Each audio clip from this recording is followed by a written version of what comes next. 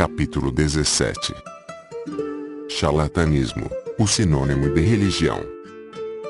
Esta insana disputa de poder celestial e de supremacia terrena, chamada religião, não para com a briga entre católicos vs protestantes, Gaza vs Israel, islamismo vs cristianismo e judeus vs muçulmanos. Aliás, conheci pessoas católicas que preferem ver o diabo do que ver um protestante. Também, a religião dos famosos, estrelada por Tom Cruise, que ficou anos sem ver sua filha por causa da cientologia, um conjunto de crenças e práticas, sucessor de um sistema de autoajuda lançado por seu fundador, Eli Howard, que cobra taxas exorbitantes por seus serviços espirituais. Segundo Going Clear, de Scientology, Hollywood, Anti-Prison of Belief, os cientologistas creem em espíritos alienígenas que habitam corpos humanos. Muitos acreditam ter poderes especiais como telepatia. O espiritismo, por exemplo, que teve origem nas Irmãs Fox em 1848, passando por Allan Kardec, que na realidade se chamava Hippolyte Léon Denis Rivail, lançou 5 livros que são identificados como Pentateuco Kardeciano. No Brasil, os 2 mais famosos representantes da doutrina são as farsas Dr. Fritz e Chico Xavier.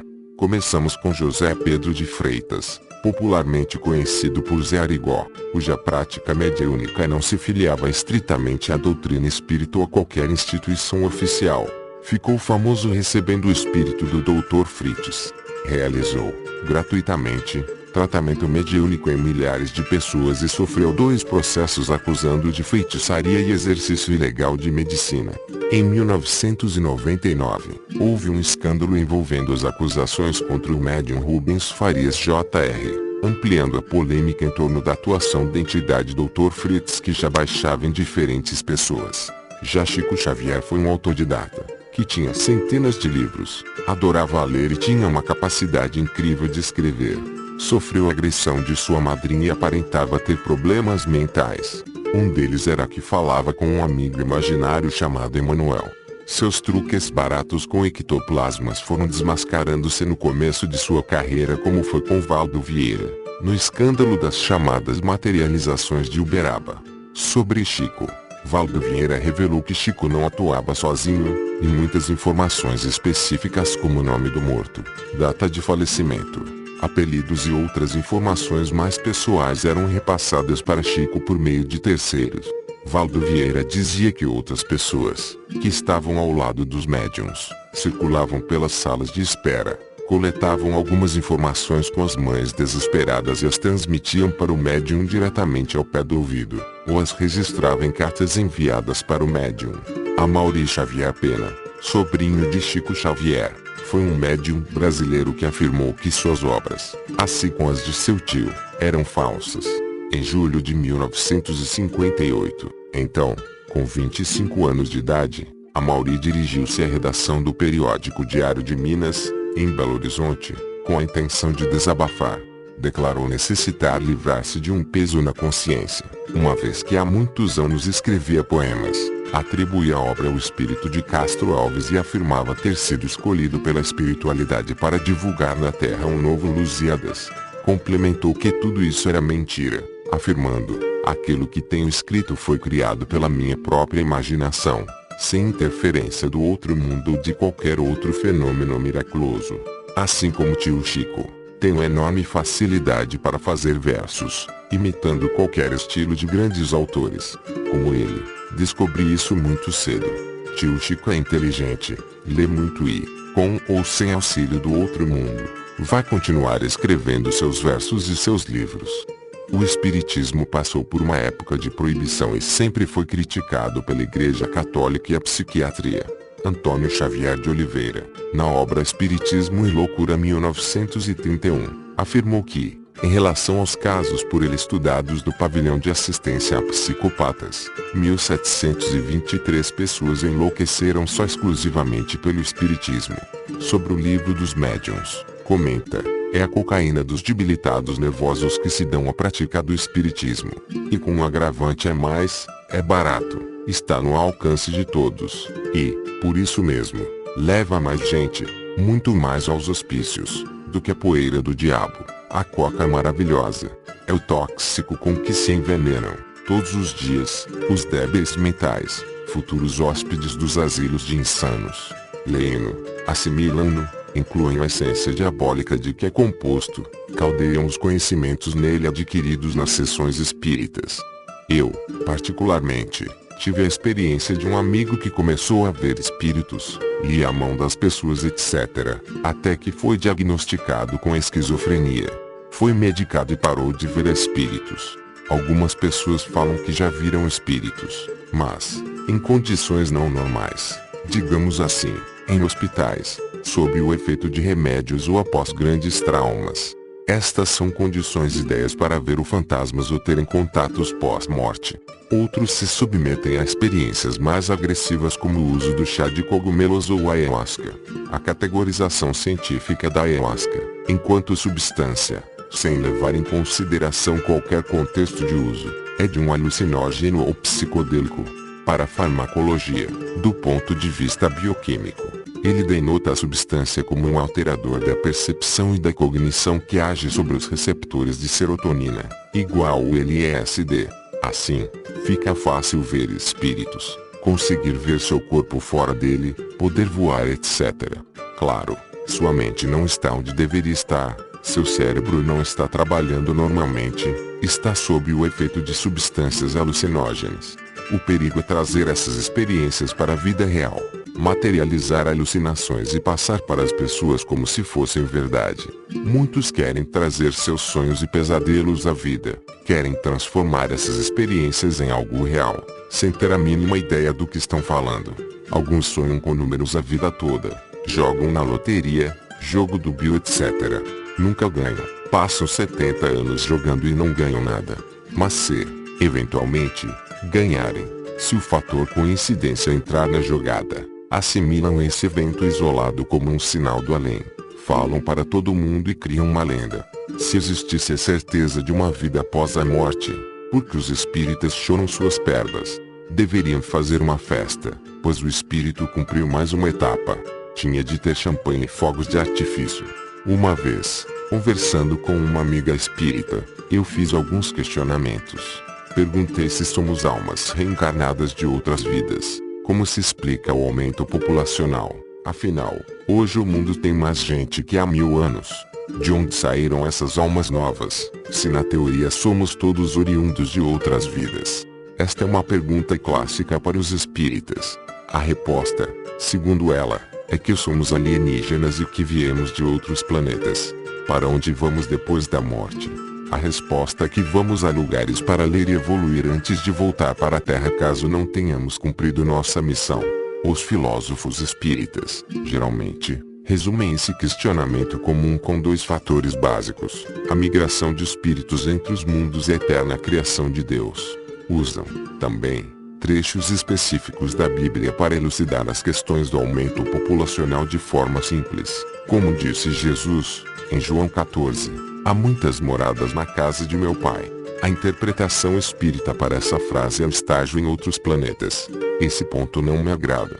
Afinal, ele encara um dos últimos evangelhos da Bíblia, que constitui uma reunião de textos, papiros antigos, traduzidos, editados, transcritos de décadas posteriores a esses supostos acontecidos, escrito por vários autores, porém atribuído a um autor, no caso João, e trazer uma frase fora de contexto para explicar tal fenômeno, não tem fundamento e não deve ser levado a sério. Penso que o espiritismo peca em atirar para todos os lados, filosofia, ciência e religião. Em vez de essas áreas se completarem, uma acaba anulando a outra. Há, ainda, uma bolha de espíritos, segundo a doutrina. Em 1964, em mensagem publicada no Anuário Espírita, André Luiz, espírito, revelou que há em torno de 20 bilhões de espíritos rodeando a Terra, equivalente a cerca de 1/8 do contingente de encarnados e desencarnamos, explicando que ainda temos muitas vidas para reencarnar. Este é meu maior problema com o espiritismo. A doutrina em si é interessante, porém, trazer alucinações pontuais para a realidade, oriundas de pessoas que não sabemos seu estado de sanidade mental, é muito perigoso, pois podemos criar grupos com sérios distúrbios sociais e psicológicos. Alguns espíritas argumentam que a ideia da reencarnação é válida, em virtude de ser aceita por várias outras nações, como é o caso da Índia, Egito, bem como pelos esquimós, budistas, druidas e até Confúcio. Por isso, esta é considerada uma verdade. Preciso esclarecer, cada doutrina tem a sua linha de pensamento, muitas com tópicos em comum, e não é porque várias pessoas acreditam em algo que este algo constitui uma verdade. A maioria das crenças comuns de antigamente foram desmascaradas, digamos assim, pela ciência. A Terra quadrada e como centro do universo são exemplos disso. Para algumas pessoas, esse problema de ver coisas pode simplesmente ser resolvido, de uma maneira, usar a razão, ir ao médico, buscar ajuda com um psicólogo ou psiquiatra, que o tratará com o uso de medicamentos chamados antipsicóticos, ou alimentar esta ilusão e ir a um centro espírita, se reunir com pessoas com o mesmo problema, que vão potencializar a sua loucura e colocá-lo em mundo bipolar para sempre, o mundo terreno e espiritual. Esta é a realidade. Se você usa drogas e só anda com drogados, vai viver no mundo das drogas. Porém, se reconhece o problema e for em uma clínica, fazer tratamento, as chances de cura aumentam consideravelmente. Essas reflexões que trago nesta obra parecem agressivas, correto? Não. Não confunda a sua emoção com o uso da lógica e da racionalidade. Traga qualquer profeta de antigamente para os dias de hoje, e me diga quem não colocaria a pessoa que afirma que ressuscita e anda sobre as águas em uma camisa de força. Temos de ser realistas, devemos viajar nas possibilidades em busca de respostas, é claro, mas não dar vida a seres mitológicos e sair por aí como se tudo parecesse normal. Eu decidi escrever este livro para compartilhar as minhas diversas experiências pelo mundo, a respeito de diferentes culturas e realidades. Apesar de tudo, sei que meus relatos geram conflitos internos nas pessoas. Muitas sentirão inimizade, algumas irão entender minhas palavras como uma forma de agressão justamente devido ao bloqueio que estas possuem a qualquer tipo de crítica às suas crenças. Afinal, quem gosta de receber um balde de água fria em seu rosto? Quando estive em Portugal, estava em uma casa com um holandês, um irlandês, uma sul-africana, e um casal da Inglaterra. A conversa fluiu, regada a muito vinho, e o assunto religião entrou em pauta. Tentei me conter e usar a velha premissa de escutar mais e falar menos. Tentei. A menina inglesa disse que acreditava em reencarnação, não era espírita nem hindu, apenas acreditava no processo, considerava-se a reencarnação de uma pessoa. Deixou a brecha que eu precisava para desconstruir a argumentação dela. Ok, como você sabe disso? Garota inglesa, minha mãe me disse que, quando eu era pequena, eu falei que eu fui, em outra vida, uma pessoa que fumava. Disse o meu nome, que tinha cabelos curtos, negros, falou a minha idade. Descrevi, para minha mãe, que sofria de uma dor crônica na garganta. Então, minha mãe acessou o buscador do Google e percebeu que as características eram similares às de uma mulher que havia morrido há 15 anos, assassinada com um corte na garganta pelo marido, e esta tinha o mesmo nome que mencionei. Até o momento a história espanta qualquer um. Ok, então, com base nisso, você assumiu que você não é você e sim alguém que morreu? Garota inglesa, isso. Ok, sem dúvida alguma. Garota inglesa, sem dúvida alguma, minha mãe me falou. Mas você teve algum outro evento, após a sua infância, que comprovasse isso, que você visse ou sentisse por você mesmo e não por alguém que lhe falou? Garota inglesa, não, mas minha mãe me falou, eu acredito. Ok, mas sua mãe também lhe falava de Papai Noel, correto? Silêncio na sala. Fim das conversações. Posteriormente, eu me questionei, qual seria o estado mental da mãe da menina naquele momento? Estaria ela 100%? Poderia estar tomando algum remédio? Poderia ter bebido? Usado drogas? Teria algum distúrbio psicológico? Poderia ela ter, inclusive, mentido? Como a pessoa pode pegar um evento isolado, que lhe contaram, sem provas, sem nenhuma repetição e transformar em verdade absoluta para a vida? Bem-vindo ao mundo das religiões. Lembre-se de que a maioria das histórias de Jesus foram escritas por não espectadores diretos, há centenas de anos após a sua suposta morte. Eu mesmo tive uma experiência engraçada. Estava eu em um cruzeiro, na piscina, e uma pomba branca pousou nesta. Pensei, no momento, uma pomba branca. Religiosos entenderiam como algum sinal. Seria a manifestação do Espírito Santo? Eu não. Minutos depois, recebi a mensagem de que minha avó tinha falecido. Foi uma mensagem? Claro que não. Dezenas de pessoas no mesmo cruzeiro viram a mesma pomba branca, e para elas nada aconteceu. Além disso, eu já vi, posteriormente, dezenas de pombas brancas após esse episódio e nada mais aconteceu. O problema, como eu mencionei anteriormente, é criar um evento divino com base em um evento isolado, criar mitos e disseminar conhecimentos duvidosos ou irracionais. Hoje sabemos que existem vários tipos de energias e raios que não são visíveis a olho nu: infravermelho, raio-x, radiação, ultravioleta, micro-ondas, energia elétrica, etc. Mas aprendemos a controlá-los graças à ciência e sabemos que nada tem relação com o mundo espiritual.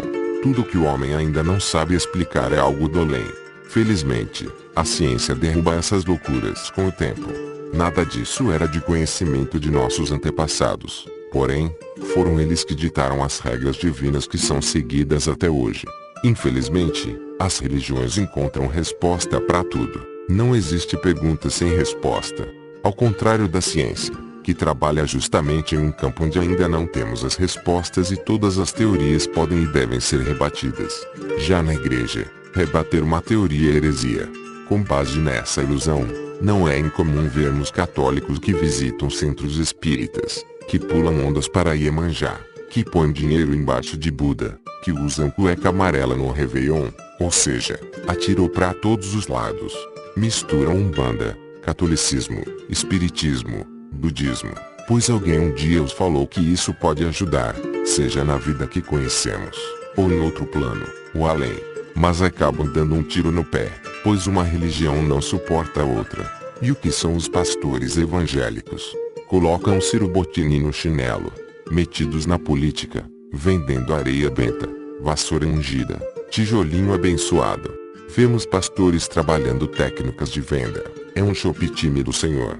Já repararam que, nesse circo de horrores, nessa comédia pastelão, o diabo incorpora, estranhamente, dentro das igrejas? Como Deus deixa ele entrar? O diabo somente incorpora naqueles de baixa renda e sem escolarização, em vez de se manifestar nos presidentes das diversas nações e dominar o planeta. As minhas experiências foram além dos livros. Eu convivi com diferentes culturas e diferentes crenças. O comportamento humano, o desespero por respostas que o homem tem me levaram a escrever tudo que vi e interpretei. Doa quem doer. Quando damos vacina a uma criança, dói. Ela chora, pensa que estamos a agredindo, fica magoada e não entende o porquê de estarmos fazendo aquilo com ela. Mas é para o seu bem. Um dia, quando crescer e amadurecer, ela entenderá. Meus amigos indianos, por exemplo, são em sua maioria politeístas, formado por diferentes tradições. O hinduísmo não possui um fundador. É considerada a terceira maior religião, depois do cristianismo e do islamismo, com, aproximadamente, 1 bilhão de fiéis, dos quais cerca de 905 milhões vivem na Índia e no Nepal. Já os queridos e educados amigos japoneses, fiz muitos amigos em minha passagem pelo Japão, são maioria budista e shintoísta. O shintoísmo incorpora práticas espirituais derivadas de diversas tradições pré-históricas japonesas, locais e regionais, caracterizadas pela adoração a divindades que representam as forças da natureza. O budismo surgiu, originalmente, na Índia por volta do século V a.C., mas decaiu por lá. Abrange diversas tradições, crenças e práticas baseadas nos ensinamentos de Siddhartha Gautama, intitulado de Buda. Eu já dormi em templos budistas no Monte Koya, no Japão. Realmente é muito relaxante. Músicas, cheiros, comida vegetariana, uma paz muito grande. Que nada tem a ver com a religião e sim com o clima montado.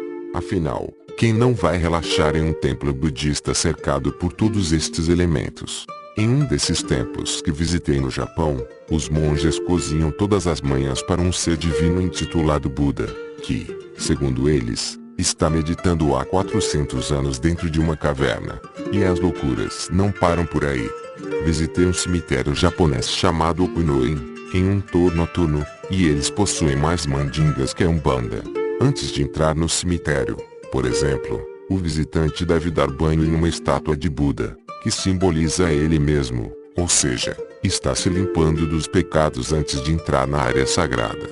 Então é muito fácil encontrarmos paz em um monte no Nepal, escutando pássaros e fazermos um link dessa paz com Deus ou com a doutrina em si. O budismo, hoje modinha entre os jovens, praticantes de yoga, e outros que querem achar alguma forma de se conectar com algum tipo de energia, mas não compactuam com o catolicismo, não foge das loucuras de outras religiões. Assim como o cristianismo tem São Pedro com as chaves do céu, os egípcios têm Osíris como quem dita as regras do outro mundo, os budistas chineses possuem Enlil, como o rei da morte. É ele que julga se a alma foi má e vai seguir reencarnando ou se corta este ciclo e atinge o paraíso. Os deuses de antigamente, sejam eles egípcios, gregos ou nórdicos, viraram mitologia, e é apenas questão de tempo para o seu, seja qual for, virar também. O homem adora uma novela, um filme, principalmente se for de ficção. Personagens como o monstro do Lago Ness, ou Loch Ness, em língua inglesa, Et de Varginha, Pé Grande. Os milagres de Maomé e Jesus são exemplos dos delírios humanos em busca de explicações para o desconhecido. Não precisamos ser uma sociedade tão intelectualizada e fria. Não proponho o fim da tradição cultural, mas a escolarização das pessoas, para que saibam diferenciar cultura, tradição de ciência, realidade de ficção. Um raio, antigamente, era um movimento de Thor, uma ressaca era Iemanjá, tempestade de areia era Anubis. Mas a ciência foi ganhando plano e a verdade começou a surgir. Observaram-se os fenômenos naturais não mais como fúrias de deuses, mas sim fenômenos naturais, e que uma moderna estação meteorológica poderia prever. Essa loucura toda começou com um personagem, sem haver nenhuma prova de que tenha existido, Abraão, considerado o patriarca, a base para o cristianismo, judaísmo e islamismo. Aliás, muçulmanos e judeus têm conflitos justamente por seguirem diferentes filhos de Abraão, muçulmanos Ismael, e judeus Isaque, aquele, filho de Sara. Aliás, o diálogo entre Deus e Abraão é insano. Em Gênesis 17, Deus manda Abraão circuncidar os seus filhos como forma de aliança. Conta, ainda, que quem não tiver parte do membro retirada, aquela alma será extirpada do seu povo. Deus escolheu, justamente, Abrão para passar algumas regras. Criou o mundo, mas não pôde falar, de forma clara, a toda a humanidade sobre suas leis. Então, escolheu certos profetas para passarem a mensagem. Esta mensagem chegou distorcida para diferentes profetas. Então, o povo escolheu um deles para seguir. Falta de planejamento da parte do Criador, não? Não sabia ele que somos estúpidos e queríamos brigar eternamente por isso? Já que Deus revelou, por meio de homens, o que deve e não deve ser feito, estes precisaram de tempos, de instituições sociais, para divulgarem a mensagem. Para que a mensagem seja uma só, seguidores desses homens se matam e destroem os templos uns dos outros, para resguardarem a verdadeira mensagem de Deus.